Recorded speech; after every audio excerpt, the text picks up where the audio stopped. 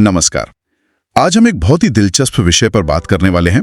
Supply chain और सर्कुलैरिटी में artificial intelligence मतलब एआई का भविष्य क्या है। हमारे पास ना इस फील्ड में काम कर रहे एक एक्सपर्ट की बातचीत का कुछ ब्यौरा है, तो उसी से हम खास बातें निकालेंगे। तो चलिए शुरू करते हैं। सर्कुलैरिटी ये है क्या आखिर?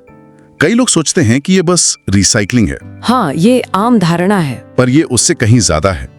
मतलब इसका असल मतलब है कि जो हमारे संसाधन हैं, जैसे पैलेट्स हो गए या पानी, उनको रिटायर करने से पहले उनसे ज्यादा वैल्यू कैसे निकालें। बिल्कुल, इसमें मरम्मत करना, चीजों को दोबारा इस्तेमाल करना यानी रीयूज, और पुराने सामान से पुर्जे निकालना, ये सब शामिल हैं।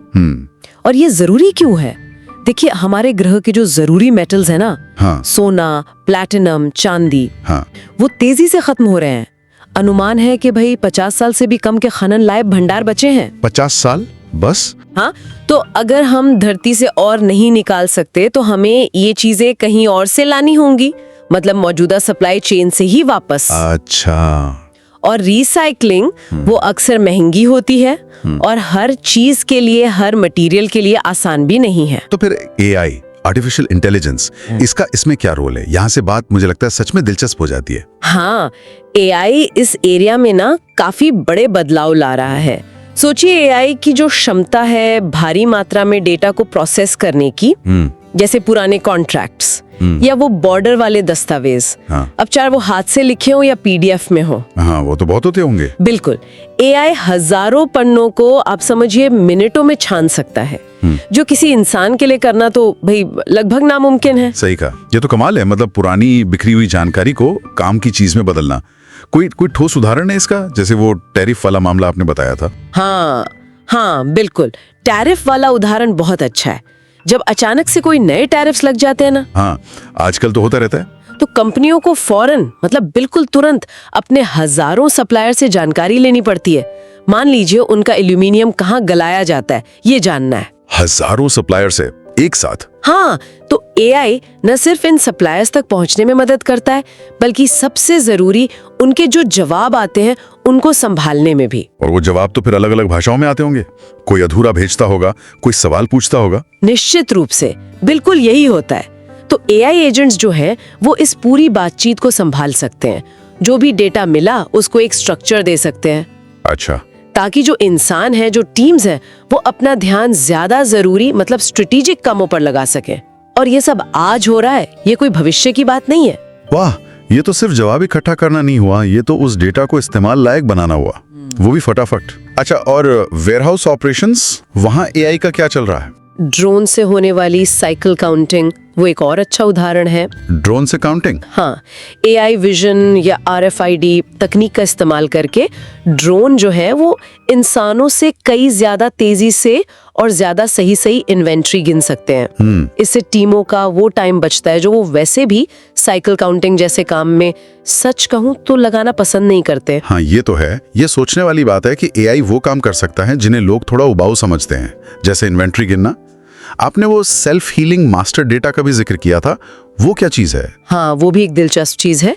सेल्फ हीलिंग मास्टर डेटा का मतलब है कि एआई खुद ही अलग अलग सिस्टम से जो डेटा आ रहा है, उसमें अगर कोई गड़बड़ी है, कोई इनकंसिस्टेंसी है, तो उसको पहचान कर ठीक कर देता है। अरे वाह। इससे डेटा की क्वालिटी बनी रहती है, जो कि बहुत जरूरी है। तो कुल मिला के देखें तो एआई बहुत सारा जो व्यस्त रखने वाला काम है, जिसे बिजी वर्क कहते हैं, वो खत्म कर सकता है। हाँ, बिल्कुल। पर यही एक चिंता भी है। अच्छा, क्या? जैसे जैसे एआई ज्यादा काबिल होता जा रहा है, तो क्या हम जमीनी स्तर पर काम कैसे होता है उसकी समझ खो देंगे, जिसे जापानीज में गेम्बा कहते हैं। मतलब? असली जगह जहाँ काम होता है। हाँ, गेम्बा वॉक वगैरह सुना है। बिल्कुल। तो क्या हमें ये याद रखने की जरूरत होगी कि ये प्रोसेस हाथ से कैसे होते थे, ताकि हम भविष्य के लिए बेहतर सिस्टम डिजाइन कर सकें? ये एक अहम सवाल है। सही कहा आपने। ये ऑटोमेशन टीमों का बोझ तो कम कर रहा है, पर यह सवाल भी उठाता है कि कहीं हम अपनी जड़ों से ही ना कट जाएं। और एआई का भविष्य वो कैसा दिख रहा है? लगता है बहुत तेजी से आगे बढ़ रहा है। बहुत तेजी से। विशेषज्ञ तो ये कह रहे हैं कि जिन क्षमताओं के बारे में हम सोचते थे कि वो शायद 2030 तक आएंगी, हाँ। उनमें से कई तो पिछले 12 महीनों में ही हकीकत बन चुकी हैं। क्या बात है, ये तो अविश्वसनीय स्पीड है। हाँ, और जैसे जैसे क्वांटम कंप्यूटिंग जैसे नए हार्डवेयर आएंगे ना, एआई की क्षमताएं तो और भी ज्यादा बढ़ेंगी। लेकिन इसके साथ जोखिम भी बढ़ेंगे, जाहिर है। इसलिए सही नियम, सही गाइडरेल्स और गवर्नेंस बहुत जरूरी होंगे।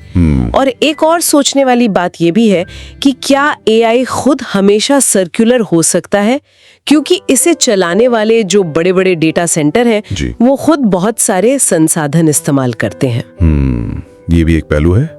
तो आज हमने समझा कि सर्कुलैरिटी सिर्फ रिसाइकलिंग नहीं है, और एआई सप्लाई चेन में, चाहे वो डेटा प्रोसेसिंग हो या वेयरहाउस ऑटोमेशन, बड़े बदलाव ला रहा है। हाँ। ये टीमों का बोझ कम कर सकता है, लेकिन साथ ही जमीनी प्रक्रियाओं की समझ बनाए रखने और सही गवर्नेंस की जरूरत पर भी जोर देता है। बिल्कुल।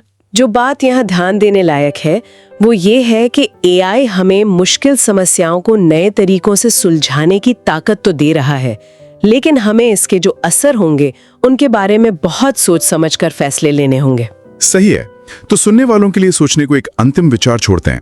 जैसे जैसे एआई और ज्यादा स्वतंत्र होता जाएगा, और हो सकता है एआई से एआई बातचीत आम हो जाए। हाँ, ये संभव है। तो हम ये कैसे पक्का करेंगे कि इंसानी निगरानी और निर्णय लेने की भूमिका सही बनी रहे, ताकि हमारी सप्लाई चेन न सिर्फ कुशल हो बल्कि जिम्मेदार और भरोसेमंद भी बनी रहे।